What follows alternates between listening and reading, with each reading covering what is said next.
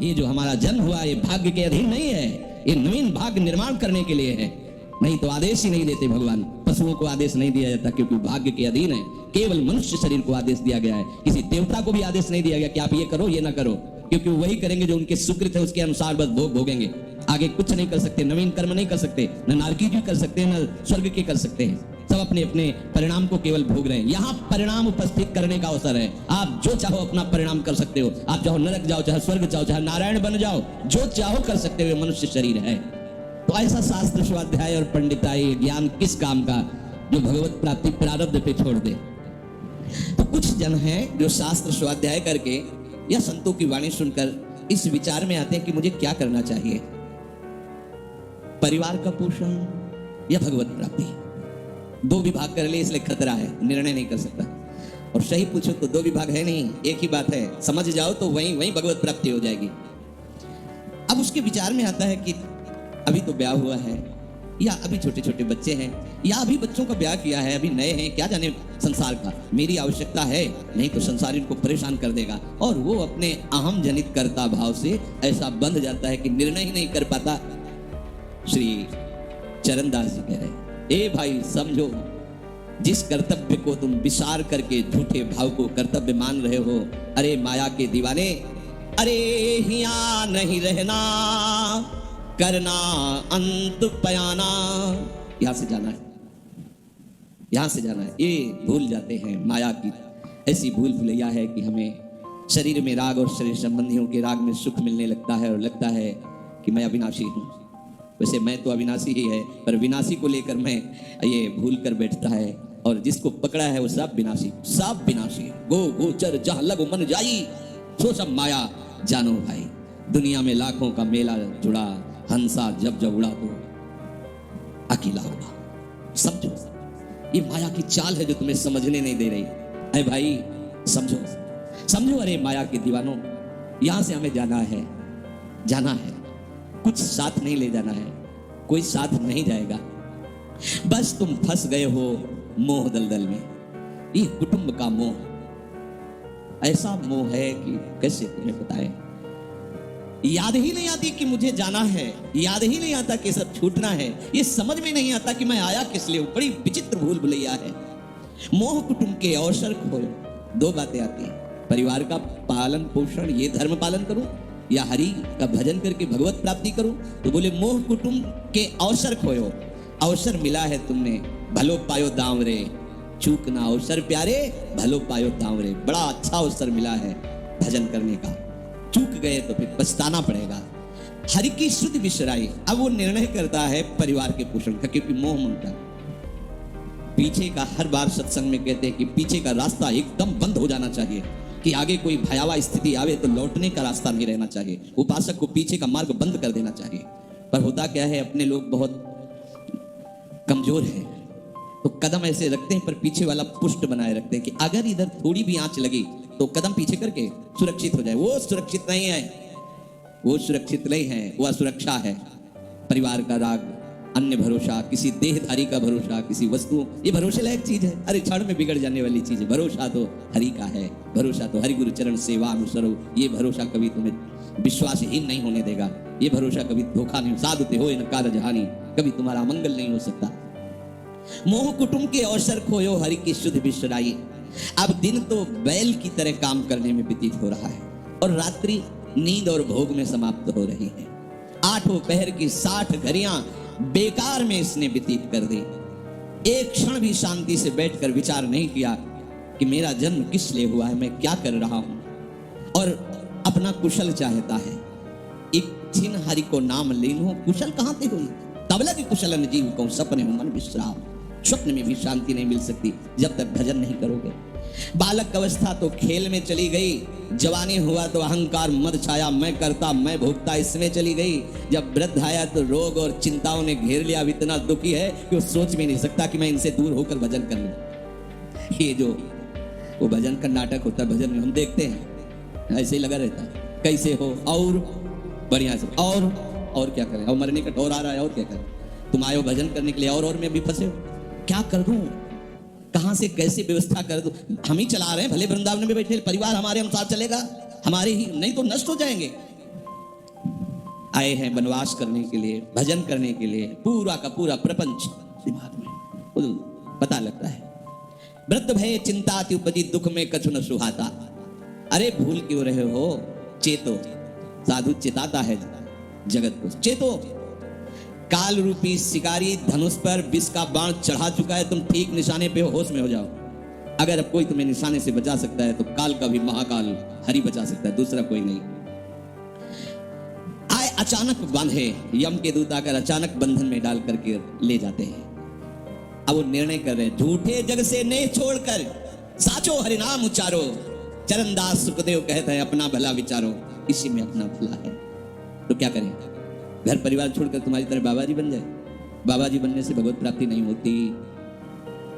अगर आप बाबा जी बाहरी बात को ले रहे हैं तो उसको समझ लीजिए, बाबा जी बनने से भगवत प्राप्ति नहीं होती, प्रभु के होने से भगवत प्राप्ति होती है। वो आप चाहे गृहस्थ वेश में रहकर बनो या आप विरक्त वे, दो मार्ग शास्त्रों ने स्थापित किए हैं, वो प्रभु के लिए। अगर वेश बदल लिया है और परिवार का राग है, भोगों का राग है, संसार की सत्यता का भान हो रहा है कि सब सत्य है, कोई फर्क नहीं पड़ता। वेश परिवर्तन से कोई फर्क नहीं पड़ता। गधे की पीठ में चाहे मिट्टी ला दो, चाहे कबाड़ ला दो, चाहे बेद ला दो, उसको बाहर से मतलब है। शरीर में चाहे लाल कपड़ा पहनो, चाहे सफेद पहनो, चाहे काला पहनो, चाहे नीला पहनो, चाहे पीला पहनो, ये तो वस्त्र है। आपका उद्देश्य क्या हुआ, आपका अपनापन कहां गया, ये खास बात है। कहीं ऐसा नहीं लिखा कि बाबा जी बनने से वो मोक्ष पद प्राप्त, नहीं। जहां संत की बात आएगी वहां लक्षण होंगे, जहां भगवत प्राप्ति की बात आएगी वहां मन का प्रभु में तन्मयता होना, प्रभु में डूबना, प्रभु के चिंतन में मगन होना होगा। वो चाहे गृहस्थ हो चाहे विरक्त हो, दोनों के। एक है कि संसार का व्यवहार पसंद नहीं तो निवृत्ति मार्ग का पथिक बन गया, और एक है कि संसार के व्यवहार को भगवत स्वरूप समझकर, भगवत अर्पित करते हुए अपने को प्रभु का मानकर, प्रभु को अपना मानकर चल रहा है, ठीक वैसे ही भगवत प्राप्ति उसको भी होगी। हम लोग जब सत्संग में बात सुनते हैं तो निर्णय करने के लिए हमारा ही हृदय होता है। अब लगा कि नहीं ठीक है, भजन तो करना है, पर हम ऐसा नहीं है कि कर्तव्य के लिए रुक रहे, पर कुछ समय अब हम लेंगे, फटाफट सब निपटा के। तो तुमसे भी चतुर काल है, वो उतने ही समय में तुम्हें निपटा देगा। बहुत चतुर है। हमने बहुत से लोगों के मुझ से सुना है कि बस ये काम हो जाए हम आए, आज तक वो लौट के नहीं आ पाए, क्योंकि वो गली ऐसी है। क्या है, बहुत दलदल है आगे। जो गया ना मोह कलिल में डूबा, अब निकल पाना बड़ा मुश्किल है। सत्संग में इतना सामर्थ्य कि अभी आप सुन रहे हो, अभी आपको ऐसे सब ऐसे लगेगा, ऐसे ऐसे निकल जाएंगे, और गेट के बाहर होइएगा, वो हवा लगने दीजिए, तब लगे कैसे निकले। ऐसी प्रचंड माया है। इसीलिए तन ही राख सत्संग में तो मन ही प्रेम रस भेव, तब मन प्रेम रस में बराबर सत्संग होता रहे, बराबर साधु संग मिले। ऐसा दो, ये तमाशा है, तमाशा बस 2 घड़ी का तमाशा है। यहां जितने इकट्ठे हुए हो ये सब मिल नहीं सकते। माता पिता भाई बंधु सब बिछुड़ते चले जा रहे हैं। जो ही आकर सब इकट्ठे मिले हो, ये कभी इकट्ठे नहीं रह सकते। ये कुछ समय का है। संतों ने इसे 2 घड़ी का है, ऐसे ऐसे व्यतीत हुआ। हम लोग परिवार को अपना मैं मानकर, मेरा मानकर के जो पोषित कर रहे हैं, वो कुछ समय के लिए है। जैसे नाव नदी के ऊपर बाट बटाऊ आए, मिल मिल जुदे हो ये पल माही आप को जावे। जैसे नदी पार करने के लिए 50 लोग इकट्ठे हुए नाव में बैठे, नाव किनारे पहुंचे, सब अपने अपने मार्ग को चले जाते, कोई किसी का साथ नहीं देता है। ऐसे ही मृत्यु का समय आया, आप कितना भी प्यार करो, वो लौट के आपसे पूछने के लिए नहीं आएगा आप कैसे हो, या आपने कितना भी सबके लिए किया है, मोह से युक्त होकर अपना जीवन, विशेष जीवन आपने दे दिया, लेकिन आपकी क्या दुर्गति होगी किसी को कोई परवाह नहीं है। फूंक ताप के 10-5 दिन में वो जो दिन क्रिया हो, इसके बाद सब मौज मस्ती में होते हैं। कोई तुम्हारा चिंतन, कोई तुम्हारा नाम नहीं लेगा, कोई तुम्हारे लिए आंसू नहीं बहाएगा। वो अगर कोई रोता है तो हमने सुना है कैसे रोता है। आज तक हमने जो कहा वही इन्होंने पूरा किया, मतलब अपनी कामनाओं की पूर्ति के लिए रोता है। अब कौन हमारी बात सुनेगा। तुम कितना हमें चाहते थे, कोई नहीं उतना चाहता। क्या कह के रो रहा है, क्या कह के रो रहा है? अपनी कामनाओं की स्वार्थ की पूर्ति के लिए रो रहा है, तुम्हारे लिए नहीं रो रहा हो। ये भगवान का बगीचा है संसार, रंग बिरंगे फूल हैं। कुछ तो कली ही मुरझाकर नष्ट हो जाती है, कुछ फूल खिलकर नष्ट हो जाते हैं, कुछ में ऐसी सुगंध आती है, थोड़ा सुगंध फैलती वो भी नष्ट हो जाते हैं। ये बगीचा केवल देखने में सुहावना लगता है बड़ा भयावना। इसमें मृत्यु का तांडव हो रहा है। आप देखो प्रतिपल मृत्यु भयावह, पर कैसी माया है।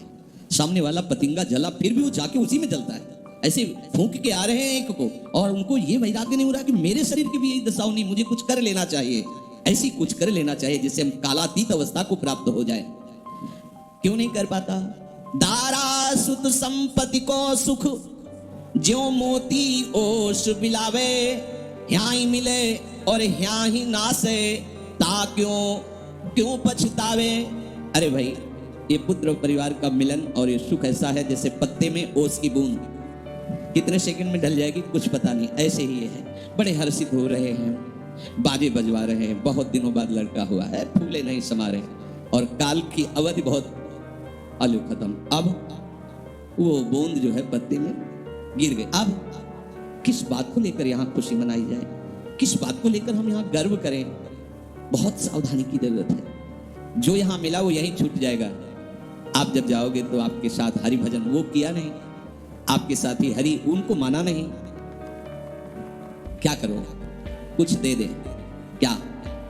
सबको सुख देने की भावना, सब में प्रभु की भावना, जो भी तुम्हारे पास मन वचन कर्म से प्राप्त हुआ है वो सबको सुख देने के लिए है, सब में प्रभु है। ये बात समझ में नहीं आएगी, सबको क्यों सुख दें? क्योंकि सुख मिलना है। आप सिद्धांत समझो, आप सबके सुखों को खींच करके उनको दुख देकर सुखी होना चाहते हो तो वो दुख लौट कर बड़ा भारी रूप रख करके आपको भोगना पड़ेगा।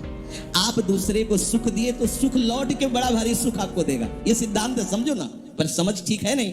तो हम दूसरे को दुख दे करके अपने को सुखी मानना चाहते तो वो दुख बहुत बड़ा रूप रख के आता है और हम दुखी हो जाते हैं। नहीं, आज तक तो सब लोग सुख के लिए ही कर रहे हो, तो सुखी हो जाना चाहिए, मतलब गलत है, कहीं ना कहीं सिद्धांत गलत है। सत्संगति को लाभ बड़ो है, साधु भक्त समझावे, चरण दास ही राम सुमिर ले, गुरु सुखदेव बतावे। चरण दास जी कह रहे, तुम्हारा परम हितकारी हरि है, उसी से नेह लगा लो, सदगुरु के वचनों पर विश्वास करो, प्रभु के नाम का निरंतर रटन करो। अब ये बात हमारी समझ में आई सत्संग के द्वारा कि हमारे जीवन के जो दो बात उद्देश्य बन रहे थे कि एक तो क्या करें, परिवार का पोषण करें या हरि भजन करें, तो दो भाव जो बने थे उनको तो मिटा दो, दो है ही नहीं। घर गृहस्थी में जो है बिल्कुल उसे बंधनकारी मत समझो, प्रभु का सब कुछ मानकर नाम सुमिरन करते हुए जो सेवा कर, अरे बड़ा आनंद आता है। आपको लगता है कि बैठकर भजन होता है, बिल्कुल ये मन की चाल है, नहीं होता। मन को भजन में नहीं लगाओगे तो चाहे पड़े रहो चाहे बैठे रहो, भजन नहीं होने वाला। और अगर भजन में लगाओगे तो फावड़ा चलाते हुए भजन होगा। जब नाम का अभ्यास करना था तो नई अवस्था थी तो गुरुजन हर समय सेवा में लगाए रहते थे। बड़ी बड़ी पत्थर की शिलियां आश्रम रहती, उठा उठा कर उनको जमा कर खोद के बराबर करना, तुलसी का बगीचा लगाना, गेंदे का बगीचा लगाना, और वृक्षों को हैंड पैप से भर भर के पानी 100 बाल्टी खूब सींचना खूब, और उसमें भी नाम स्मरण करना। और जो पूर्व सदगुरुदेव भगवान के बड़े ही बाहरी कठोर नियम बने, और उस समय नाम का अभ्यास उसी समय करवाया गुरुदेव भगवान ने। ऐसे पूरे में सोने लगाना, पर गुरुदेव भगवान की कृपा से समझ में आया। तो हमें लगता है कि कोई भी काम करते हुए भजन हो सकता है, कोई भी। अरे जब युद्ध हो सकता है तो और क्या बात है। अब बोलो आपका निर्णय कि मैं परमार्थ में जाऊं या व्यवहार ठीक करूं। हम कह रहे हैं वो व्यवहार ही परमार्थ बना लो ना, भागने की जरूरत कहाँ है। और जब आपकी अरुचि बढ़ेगी, वैराग्य बढ़ेगा, तो तुम्हें कोई रोक नहीं पाएगा, वो तो स्थिति आएगी। और अगर स्थिति के लिए बिना तुम भागोगे तो यहाँ के वही प्रपंच करोगे, यहाँ भी वही प्रपंच करोगे, भजन नहीं होगा। तो पहले तो साधक को इस बात को लेकर संदेह होता है कि संसार का व्यवहार करना कर्तव्य है या भजन करके भगवत प्राप्ति करना कर्तव्य। अब उसका सत्संग के द्वारा निर्णय होता है, चाहे शास्त्र का चाहे संतों का, कि नहीं मुझे तो इस जन्म में भगवत प्राप्ति करनी है। संसार के इन सब कार्यों को तो बहुत जन्मों में किया है, अब इस जन्म में भगवत प्राप्ति करनी है। ऐसा निर्णय सत्संग से होता है। जब ऐसा निर्णय हुआ तो भोग उसे कड़वे लगने लगे। ये शरीर का विलास, इंद्रियों का विलास उसको एक दुखद लगने, कैसे छोड़ूं, कैसे हटूं। अब उसी को वैराग्य कहते हैं। अब उसके अंदर वैराग्य बढ़ने लगा। जब वैराग्य बढ़ने लगा तो वो प्रभु की तरफ चलने के लिए उतावला हुआ। अब उसके सामने प्रभु की तरफ चलने के लिए जो बताने वाले वो शास्त्र हैं और वो संत जन हैं। अब इतने संत जन हैं कि उनकी सबकी अलग अलग साधना है, अलग अलग उपासना है। इतने शास्त्र हैं कि उनकी अलग अलग धाराएं हैं, और बिना इसके कल्याण नहीं होगा। हर सब कोई कहता है हमारा मार्ग ठीक है, सब सिद्धांत कहते हैं इससे भगवत प्राप्ति, इससे भगवत प्राप्ति, इससे ऐसा, इससे।